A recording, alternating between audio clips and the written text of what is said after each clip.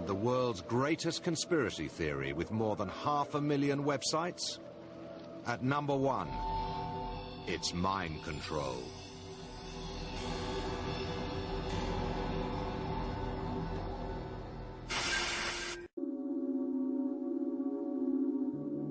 We know there are official papers on various other experiments back in the Cold War conducted by the CIA when they used drugs and all kinds of stuff on people looking for truth serums, things that would bend people's consciousness. They gave people LSD, they gave people all kinds of strange things. So the notion that the CIA would investigate ways of bending your brain wasn't startling.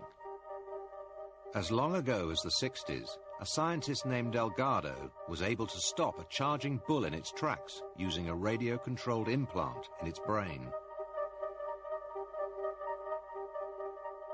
Anybody can look this up anywhere. I'm not making this up. I found that you don't have to make anything up. Reality is so stunningly bizarre. The American government has experimented on its own people on a number of occasions. If the mind control conspiracy theory doesn't make you paranoid, nothing will. If there's nothing in all this, why did I get a series of anonymous telephone calls at around 4 in the morning, one of which said I should leave the country or be killed because I knew too much? Are they schizophrenic? Are they mentally ill? Are they a little bit too impressionable? Have they seen too many episodes of The X-Files? All of the above. There is a history of, conspiracy, real conspiracy, involving the CIA and mind control. That's how bad it's got. We've lost faith in government agencies to such an extent that we now think they're capable of anything, no matter how horrendous.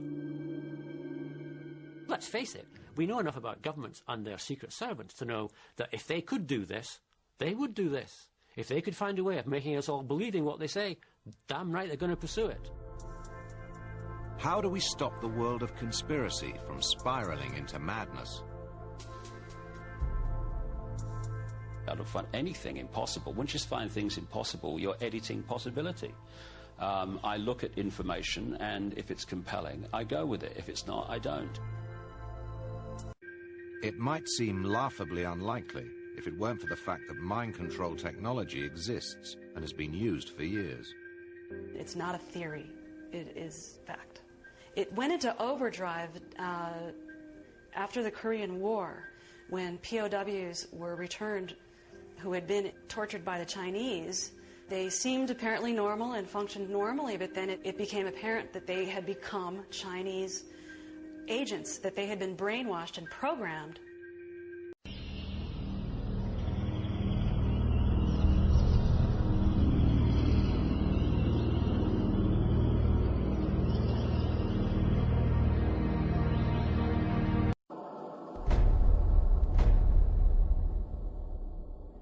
In covertly recorded off-air transmissions from the Bush-Clinton presidential election campaign in the 1990s, we can see that Bill Clinton was nothing more than a puppet to the puppet masters which placed him in the White House.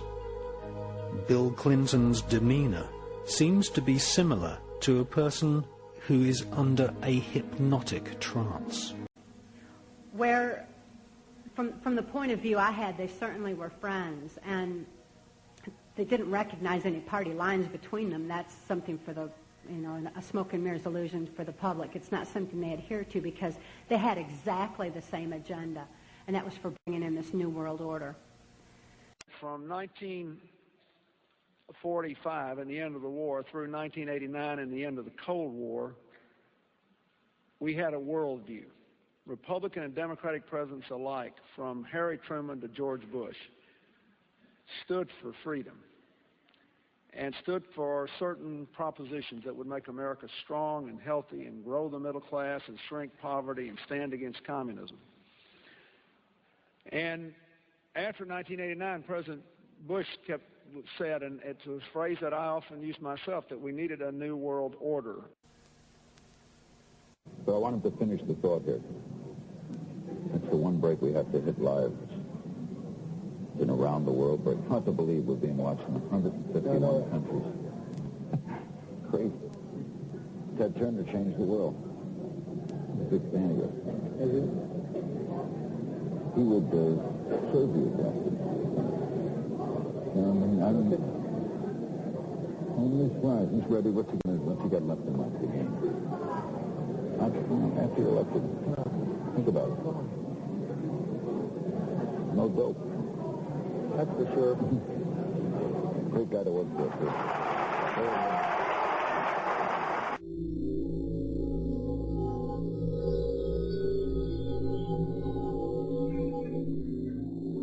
Remember that every single man, woman, and child in the state of South Carolina awakens to a freer, safer world because of George Bush.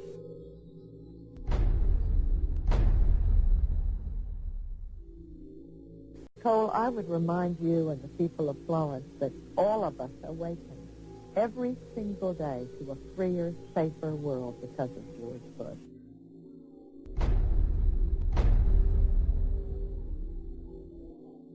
They themselves awaken every single day to a freer, safer world because of George Bush.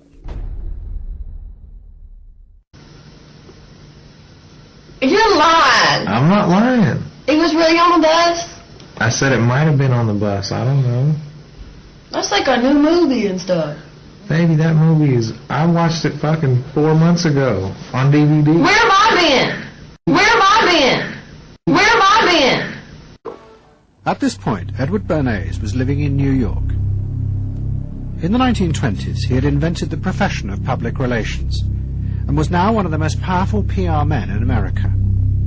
He worked for most of the major corporations and advised politicians, including President Eisenhower. Like his uncle Sigmund, Bernays was convinced that human beings were driven by irrational forces. The only way to deal with the public was to connect with their unconscious desires and fears. Bernays argued that instead of trying to reduce people's fear of communism, one should actually encourage and manipulate the fear, but in such a way as it became a weapon in the Cold War. Rational argument was fruitless. What my father understood about groups is that they are manipulable, they're malleable, and that you can tap into their deepest desires or their deepest fears and use that to your own purposes. As a layperson, perhaps you can enlighten me. What therapeutic effect would the type of experiment that I just described have on a patient? Well, the therapeutic effect would be indirect. Was this patient aware that she was being given LSD? Yes, I mean, they were told that they would be given some medications, and they should have... Specifically LSD? Well, we told them, I don't think that they would have even known what LSD was then at the time. They were told that they were going to they would be given some medication which might make them feel worse. Dr. Monroe, what do you think the Army Chemical Corps was looking for in all of this testing? They were looking for an incapacitating agent. Hypnosis, isolation, and deprivation of sleep. Army documents obtained by ABC News refer to this interrogation as conventional. Despite this severe questioning, Army intelligence was getting nowhere with Thornwell, and it was decided to slip him LSD. By far, the most chilling experiments we have uncovered took place at this Gothic estate known as Ravenscrag, halfway up Mount Royal in Montreal. It now houses the Allen Memorial Institute of Psychiatry of McGill University. It was here that the CIA funded a series of experiments, severe experiments, the details of which have never been made public. A joint investigation by John Marks and ABC News finds that this was the closest experimentation to brainwashing that has yet been disclosed. The work was done by the Institute's then director, Dr. Ewan Cameron.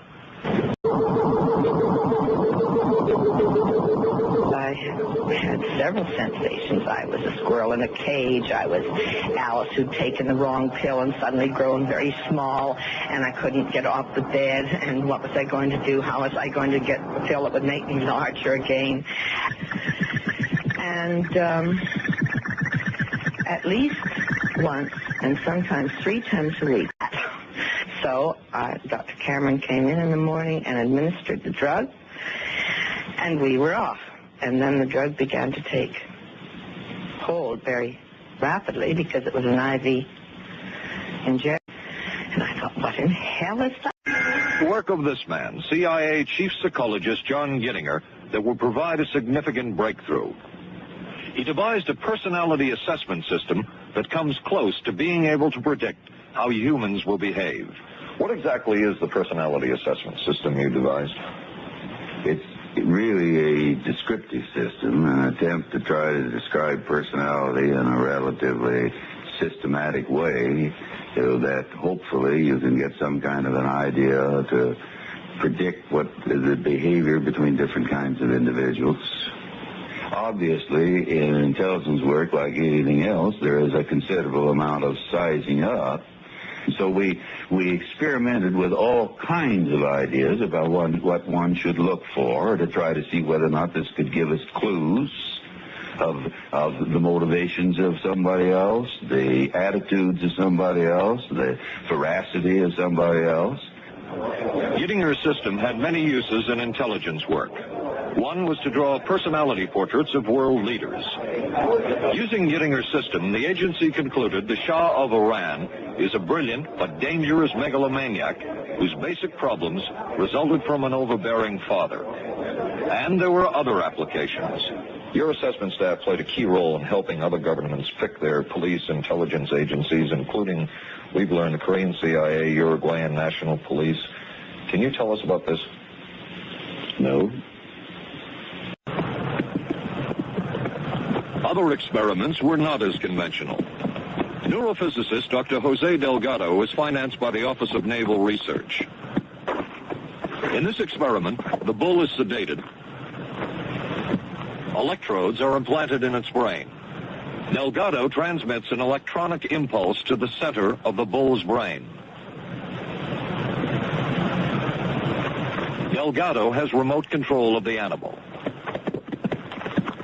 Recently released CIA documents refer to the feasibility of remote control of animals, and that special investigations will be conducted toward the application of selected elements of these techniques to man.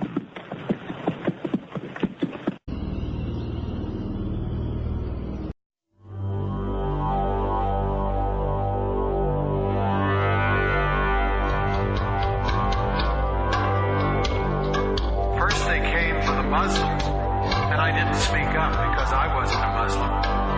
Then they came for immigrants, detaining them indefinitely, solely upon the certification of the Attorney General, and I didn't speak up because I wasn't an immigrant. Then they came to enter homes and offices for unannounced sneak and peek searches, and I didn't speak up because I had nothing to hide. Then they came to arrest American citizens and hold them indefinitely without any charges and without access to lawyers.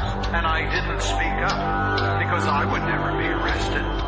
Then they came for immigrants and students from selected countries, luring them under the requirements of special registration as a ruse to seize them and detain them. And I didn't speak up because I wasn't required to register.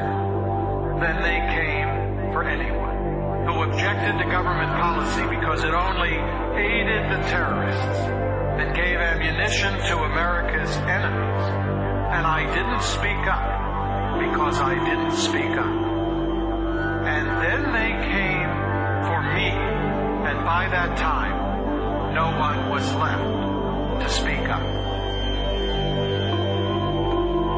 So now that you've seen where bananas come from before they reach your table, our journey to Banana Land is ended. We hope you enjoyed the trip. We know you like bananas.